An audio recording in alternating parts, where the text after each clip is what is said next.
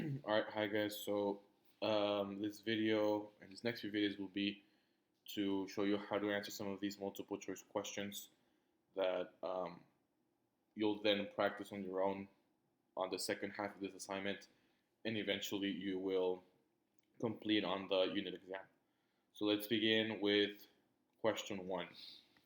So, which sentence below best describes the author's purpose for writing this text? And I'll read over the answers. A. The author is attempting to inform the audience on the general information needed to buy a house. The author is communicating to the audience why buying a house is an excellent long term investment.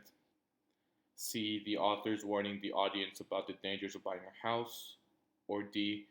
The author is informing the audience of what they should look for in a house they want to buy. Okay? And so let me now show you some tips that you should take into consideration as you're answering a question like this one.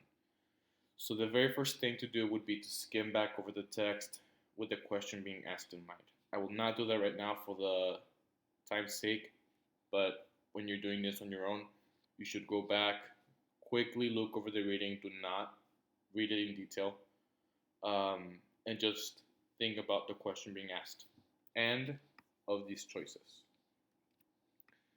The second tip is to compare multiple choice answers to major themes in the article. So look at these answers and compare them to some of the things you notice in the article. And if you do that, maybe you can write one off or two right off the bat. Third, use process of elimination.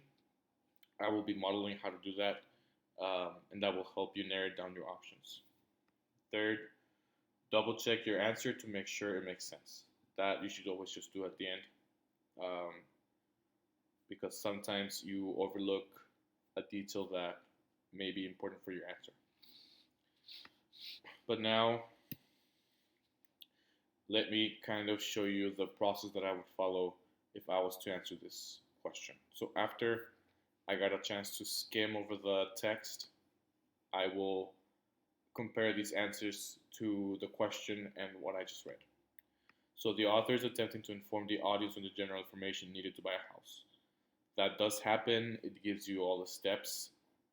So this is a very likely answer.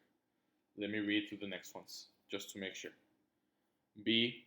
The author is communicating to the audience why buying a house is an excellent long-term investment. This is mentioned somewhat on the article. However, if I compare it to A, it does not appear nearly as much. So A is a much better answer. C, the author is warning the audience about the dangers of buying a house. So if I look at the article, that's not a focus at all.